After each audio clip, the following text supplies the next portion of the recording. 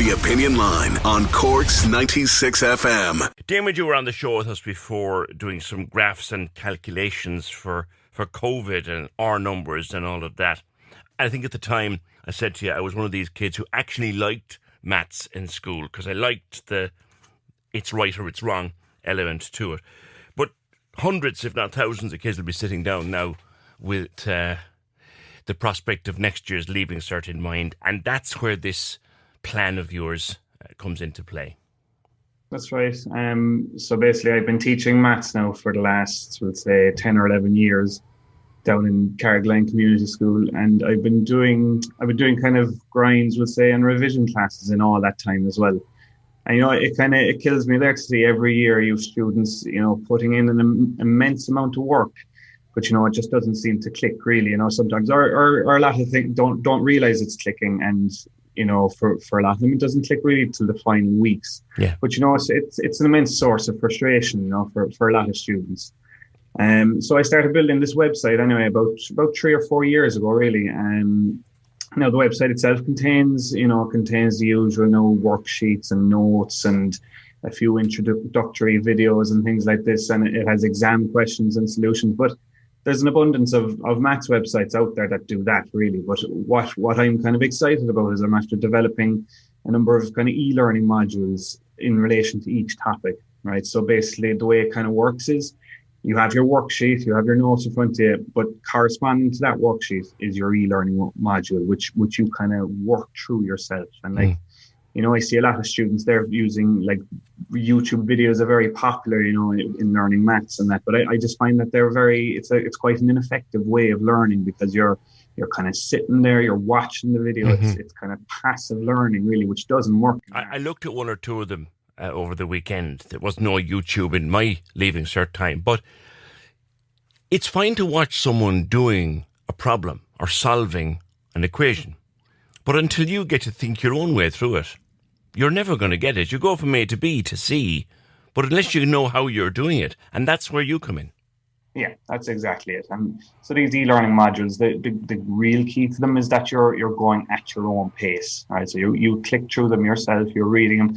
And the second thing is that you're doing the work as you click through them, as opposed to just sitting there watching a video. You're working on your worksheet and you're clicking through then the solutions and the explanations yourself. There's diagrams, there's graphics and all that. And I've been testing them out for the last 3 years, but last year was the big year really where I also do an online class every Thursday night. And I was using that group were using the e-learning modules in conjunction with the class.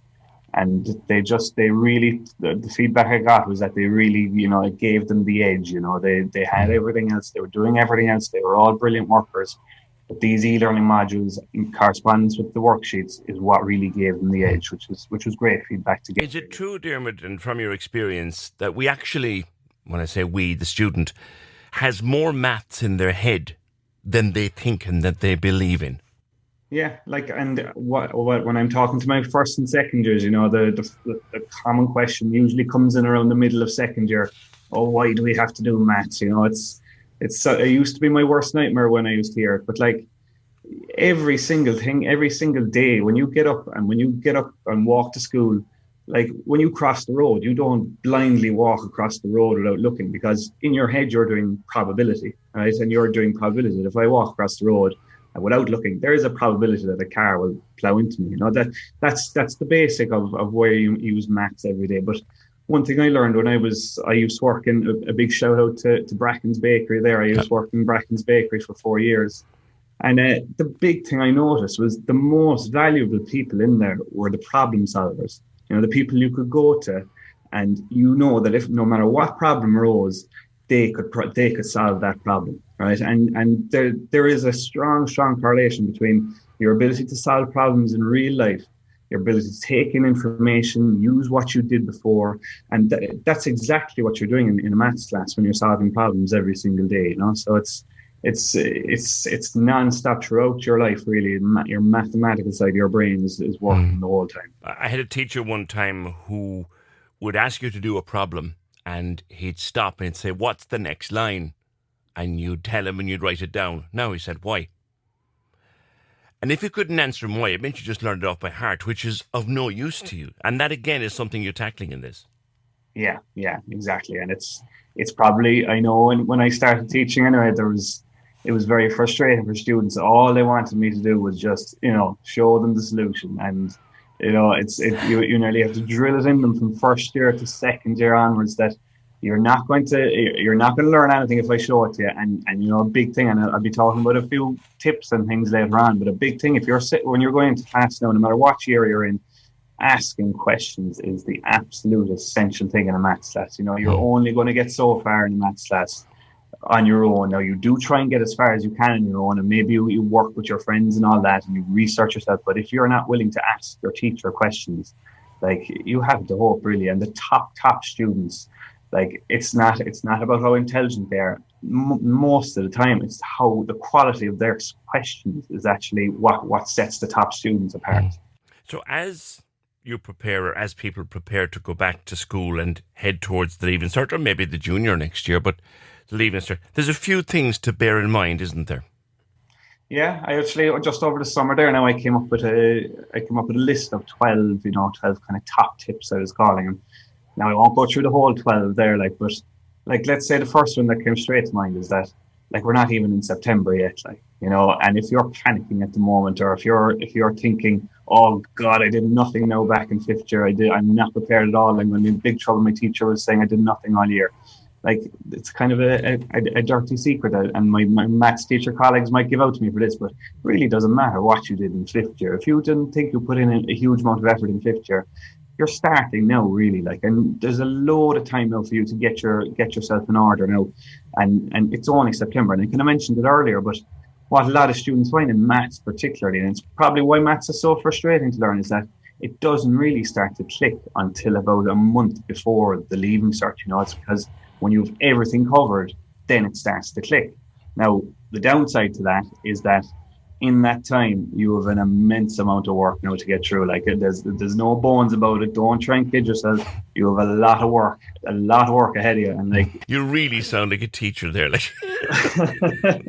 I know, there's no way around it. But we'll be talking about tactics now, and we'll be talking about positions and all this. But the bottom line is, if they're not willing to work their socks off on a football pitch, we may as well go home. So it's the same with maths, same with the Leaving Cert. If you're not willing, you just get it into your head now. There's going to be a lot of work ahead of you. And if you're willing to put in that work, and if you're willing to work smart, it is sure to click eventually coming in months to come. Yeah. There are things, you call them low-hanging fruit. There is stuff you can kind of box off and do and say, well, that's safe. I can handle that when it comes up. And then there's the more complicated stuff. So do you do the stuff first that you can box off? Yeah, that's, well, even throughout the year, it's kind of a little secret really about the Leaving Cert. They're all trying to promote problem solving and all this sort of thing, and it's great, and you need those skills. But I looked through last year's paper 1 in maths, and there's about 20 to 25% of the paper is stuff that you could just simply learn off. And I know it's a bit cynical, it kind of goes against the way we're meant to be teaching maths, but things like, I know I'm getting a bit technical here now, but simultaneous equations now, and solving any type of equation, fractional equations, those are things that you can literally have a checklist, and the weeks coming up to a test, you're just saying, I need to know that, and that. And interestingly, once you know those inside out, then all the more complicated things start to come together. Then after that, solving by method. Yeah. That's it. So, and the other kind of more technical thing then is just algebra in general. There's no avoiding it really. Say algebra or maths in general is made up of 3 domains. So you have your geometry, you have your statistics and probability, and you have your calculus. But algebra kind of permeates through all of those things. And a lot of people think sometimes that they struggle with calculus, or that they struggle with geometry, but it's actually the algebra underneath it is what they're struggling with. So if you're trying to come up with a study plan at the moment, or if you're wondering where you're going to start now in September with your revision, algebra all the way. And it kind of leads on back to my website there. If you're looking for resources on where to start with algebra, just go to my website or drop me an email, and I'll send you the links to exactly where you're starting with your basics, and you're moving on to your kind of essentials. And then I guarantee you what you'll find once you have your basics of algebra sorted, all the other domains will start to make a lot more sense. And that's the one thing I think a lot of people would prefer to be asked to translate the front page of the paper into Greek than trying to understand algebra. But you're right, you have to get a grip on it. Yeah, that's exactly it. And like you hear some people, and I actually hear it now. I guarantee I'll hear it now. The day one now next week when they come in. Oh, I hate algebra, and you just can't afford to think like that. And that's another kind of tip as well. Like just get your mindset right. It's nobody finds this stuff easy. But if you go into it thinking, oh, I hate this, or oh, I can't do this, or oh, the teacher explains this terribly, or I never understand what she's saying or he's saying. If you have that in your head, it's called a self-fulfilling prophecy. Yeah. If you start thinking these things, you're almost certain that these things you're putting a block on yourself. So where people can get it is Tacit Maths, TACIT maths.ie, and they can take it from there. We spoke before about our numbers and COVID figures. In the minute or so we've got left, any interesting observations on recent events? Well, I'm limited to my expertise is limited to Leaving Cert maths, but it's amazing how many things in the world in general, but in relation to COVID that can be explained with Leaving Cert maths. Like correlation is one there.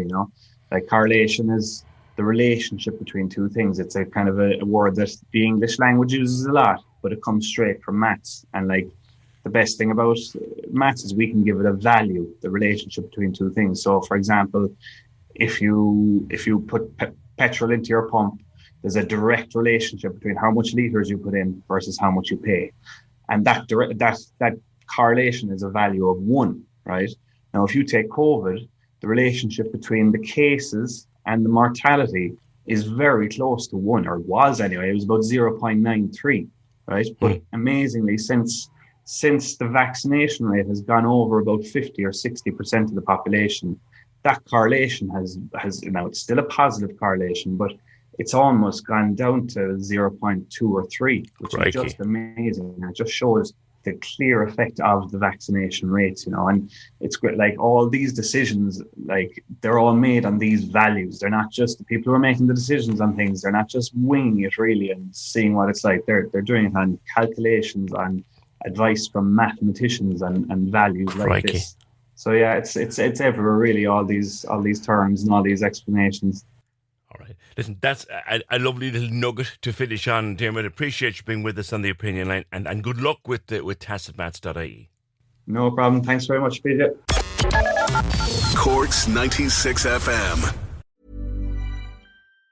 When you bet fair on racing, you get rewards.